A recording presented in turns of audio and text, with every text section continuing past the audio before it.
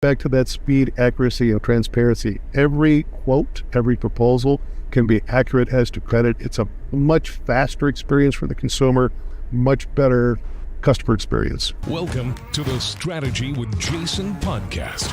Tune in for everything you need to know to stay in the know regarding the automotive industry.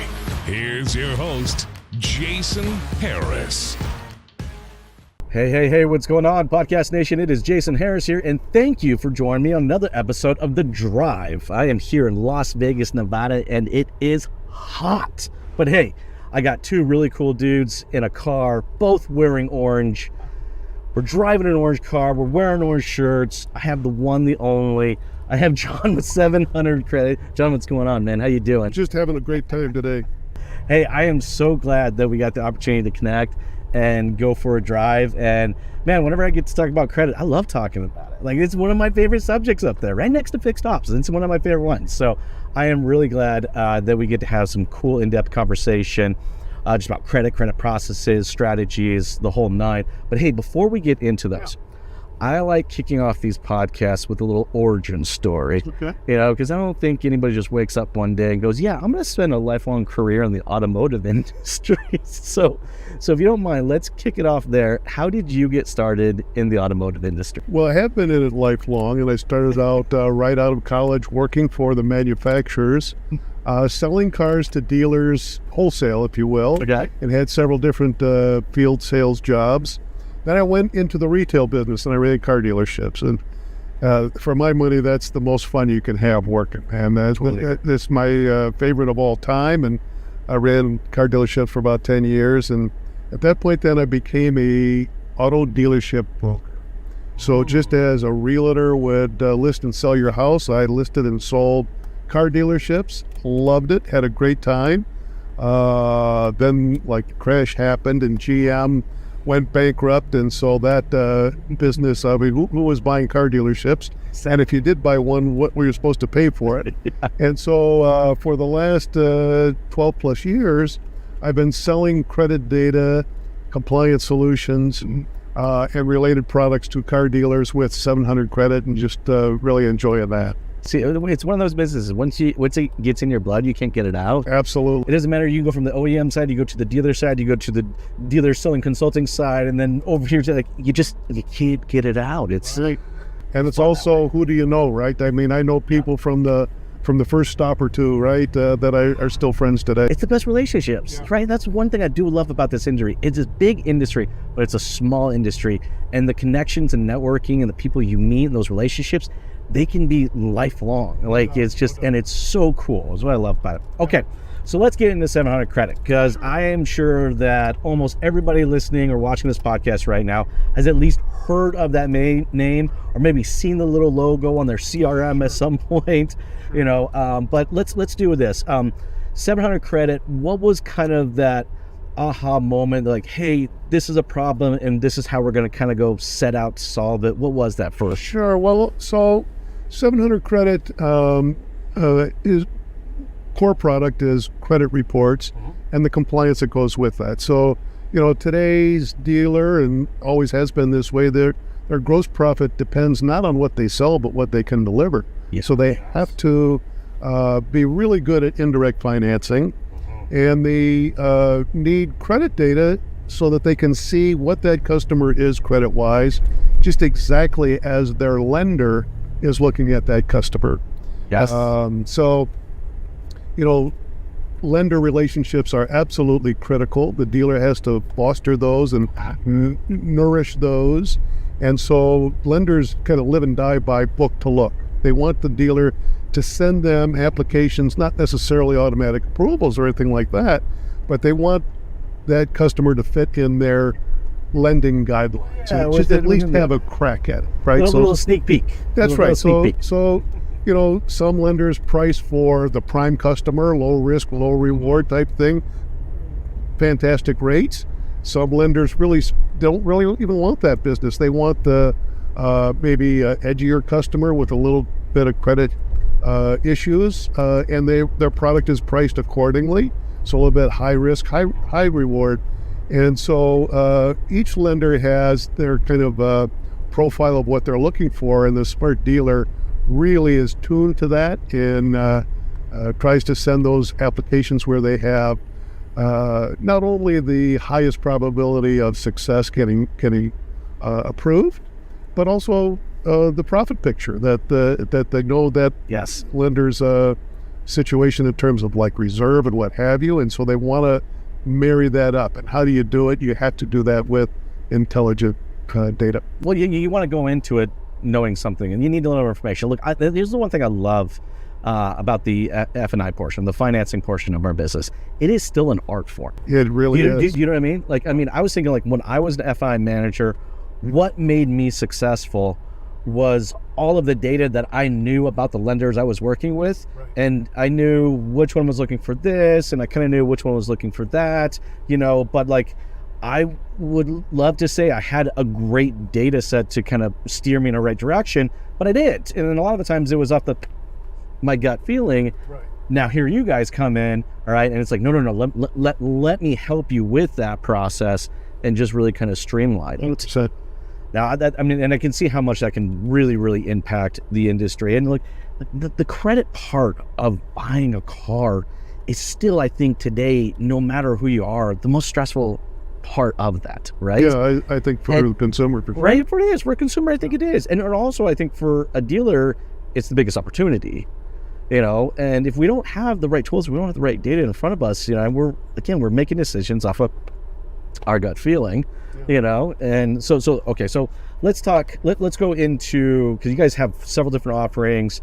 Let's go a little more in depth to just kind of like, how does a dealer currently utilize 700, and where are some of the additional opportunities? Sure. So when you pull credit, you're bound by FCRA, Federal Credit Reporting Act, FTC, to complete certain compliance obligations. And you and I know that as red flag, identity verification, adverse action.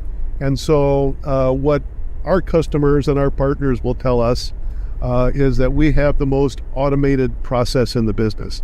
And that's real important for the dealer, because the dealer today not only needs to do the right thing when it comes to credit compliance, but they have to prove that they did the right thing. Yes. They have to have a monitoring component to their red flag program. They have to have an audit component. And so, you know, the dealer doesn't wake up in the morning trying to figure out, how do I dot my I's and cross my T's today? They want to wake up in the morning thinking, how do I sell cars today and how do I make money? And that's what's important, right? They need to have that automation. And what does the dealer want to do? Do they want to trust old Joe in the finance office to make sure that they do everything right? Or do they want to have technology take care of it? And that's what we offer to the dealer, both in our portal and also from within well over now 200 different dealer service providers. So if you're a DMS, we have the integration. If you have this a CRM, we have the integration, a desking tool. Today, digital retailing tools. As I say, 200 plus different providers that the dealer, no matter what process they prefer in their store, we're going to be able to help them out with that. Well, and it's all about speed. Look, when that customer says yes, like, it's go time, baby. Like, you got to be ready. Yeah. I'm thinking back to like when, I first started selling cars, customer said yes. And I was like, whoa, hold on. All right. Let me go get 2-3 sheets of paperwork. We got to fill these things out and we got to do all this stuff. It's just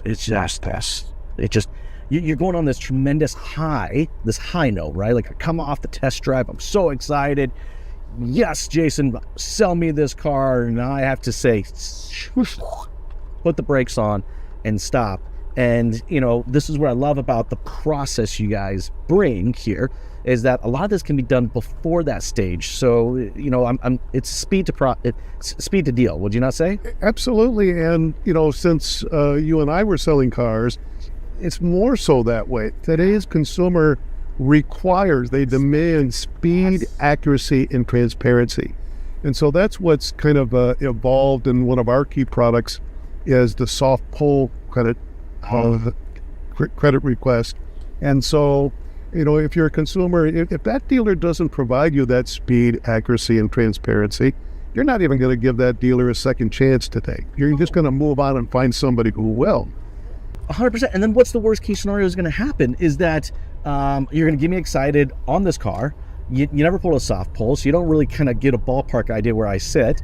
I say yes, then we go through another 30-minute process, and then you come out and tell me no, but I'll give you yes to that, and then we have to start this whole emotional cycle all over again. I mean, it just creates for a horror. I mean, that's what I remember having. There's no good way to unwind anything, and so from a customer experience point of view, the customer correctly wants to know what's my payment, or perhaps can you get me finance? Can you offer me some financing? So, I wish the dealer a lot of luck, because what are you supposed to do? Get into an arm wrestling match about give me your social security number? The consumer doesn't want that. No. Or, fill out this big honking 4-page credit app. I'm just trying to figure out what color I want, but I do want to know what's my payment.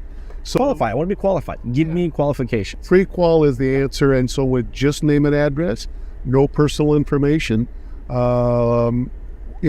the dealer can receive a full credit file. Yes. As well as a live FICO score. So now, again, back to that speed, accuracy, and transparency. Every quote, every proposal can be accurate as to credit. It's a much faster experience for the consumer, much better customer experience. Well, it all comes down to the experience. It really, fundamentally, everything comes down to the experience. So here's the one thing that I love about the experience. An experience happens regardless if you're intentional about it or not, right? I've done dealer consulting for many, many years. One of the first things I go do is I want to know what their customers say about them, and I will go read their Google reviews. And one of the most commonly used word in all of those reviews is experience. Good or bad, it is used there. But if we're not intentional about that experience, the experience is going to happen regardless. And here's the thing that I have found that makes and breaks that experience is never something big. You know what? Because if it was something big, we'd probably, I'll fix that.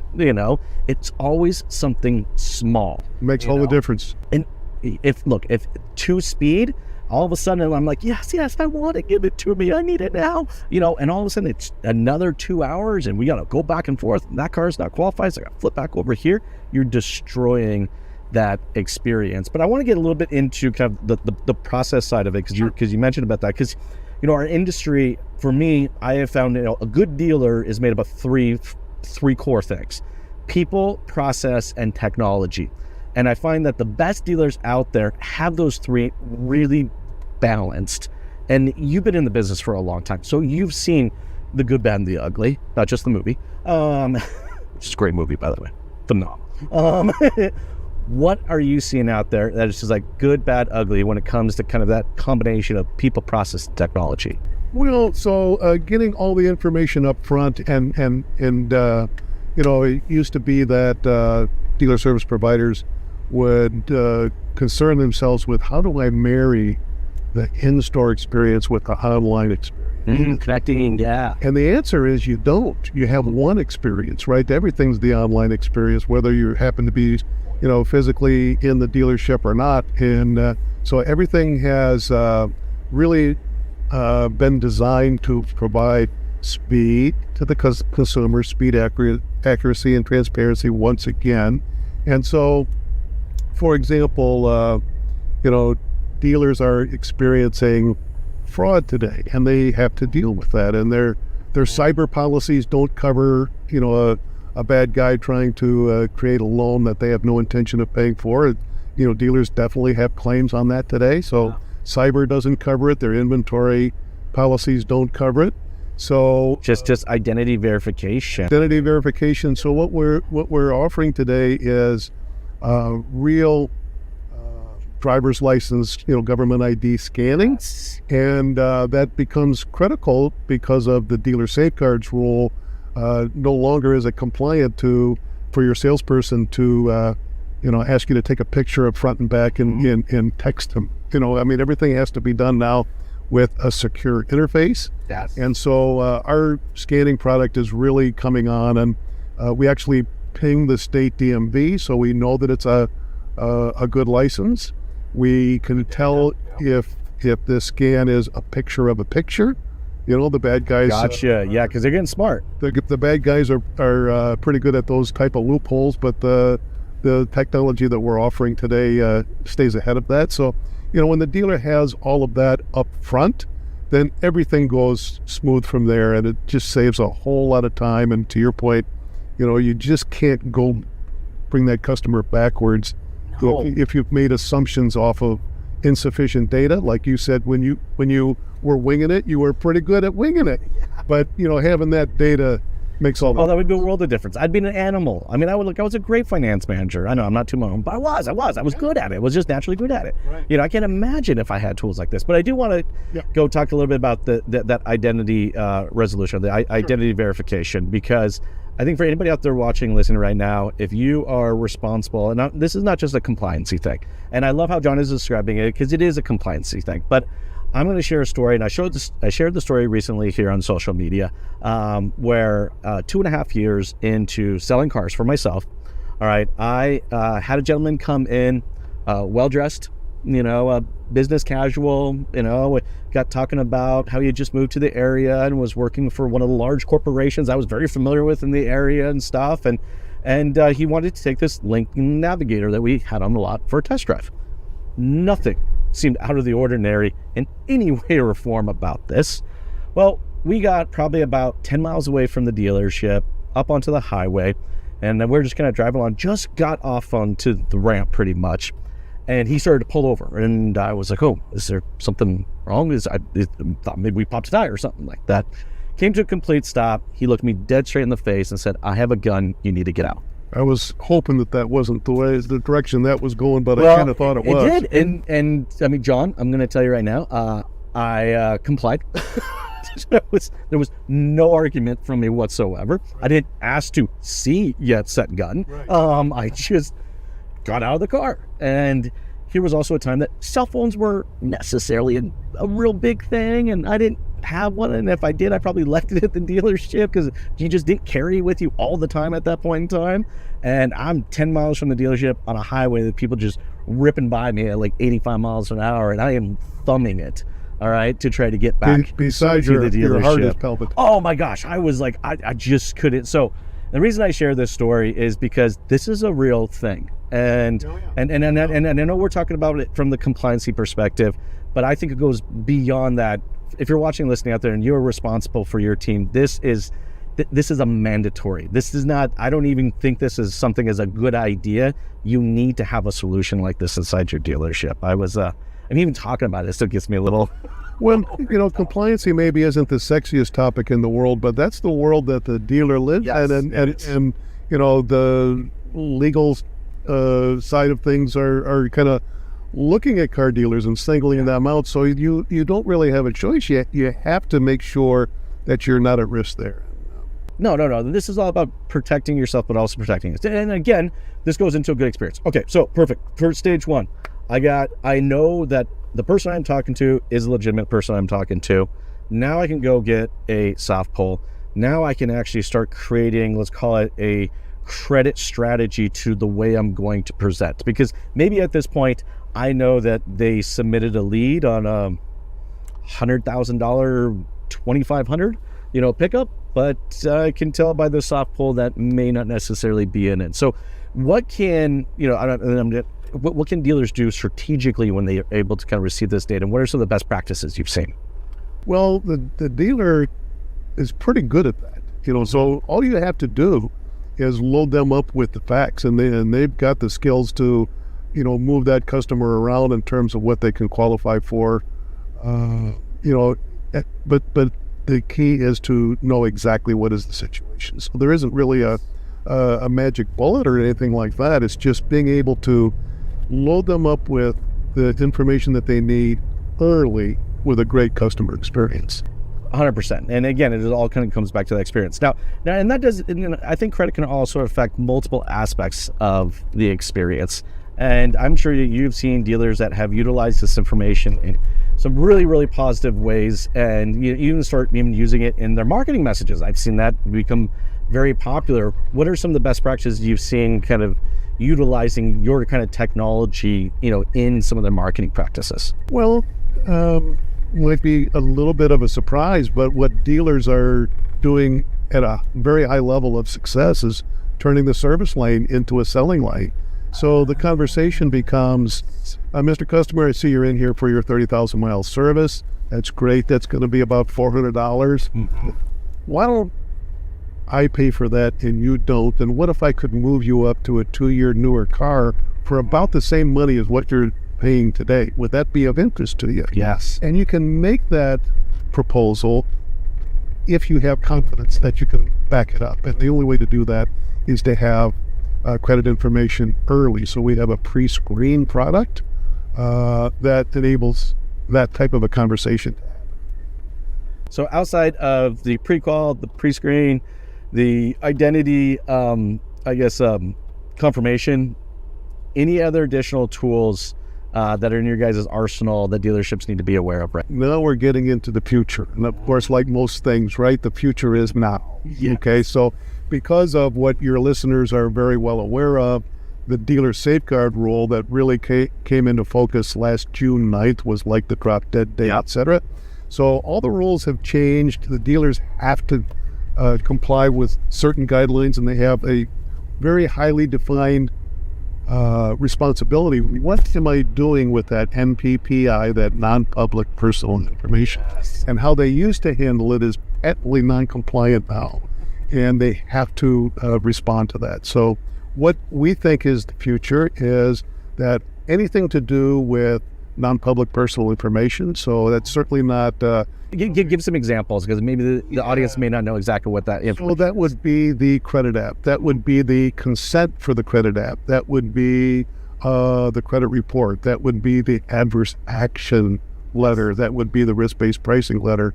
It doesn't have, it doesn't constitute everything in that digital deal. But it's that for the dealers out there watching that may still be using handwritten credit apps, that's what we're talking about. That's part of it. And in the future, everything that has to do with consumers' information is going to be done through a secure interface, and it's going to go immediately into an electronic deal jacket. And that seems like, Star Wars and stuff like that, but, that is happening right now. We're working as hard as we know how to work to complete pushing that information into Dealertrack's Deal Jacket, Route 1's Deal Jacket, CDKs, Reynolds and Reynolds. We're in production today with a third party called OneView that has that product. And that is the future kind of automotive. I mean, think about I'm thinking of deal jackets. Right. Yeah, they were this thick at one point, and and I remember to store them in the back of the that's parts right, department. and you had to store so many years of it, and then every once in a while there'd be a monster commercial shredder that would have to come by and supposedly shred all of this stuff. I don't know if I actually physically ever went out there and watched them shred all this stuff, but that's not good enough anymore. Well, that's the direction that the industry is going for sure, and the early adopters are beginning to do it today, and it won't be too long before we're all doing it that way. And I can definitely see why you guys are leading in that direction for sure. Hey, John, I know we're towards the tail end of our conversation, and man, I love talking credit with you. I can do this all day long. But before I let you go, for everybody out there watching and listening right now who would love to kind of learn more, maybe connect and find out, more about this amazing set of products you guys have, what's the best way to connect with you? Well, you can certainly contact me directly. So that's JWARNER, so jwarner@700credit.com.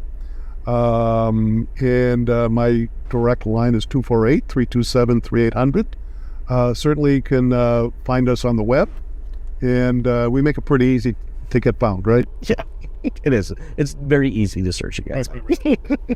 John, man, again, thank you so much for taking the time to jam with me. My pleasure, Jim. I'm loving the orange, man. This was like it's an orange sort of a day. We didn't call each other. We promised. We didn't. Right. This wasn't planned. There was this no is memo. Just John, thanks, man. This has been a blast. Hey, for everybody out there watching and listening, you got to check out John and 700 Credit.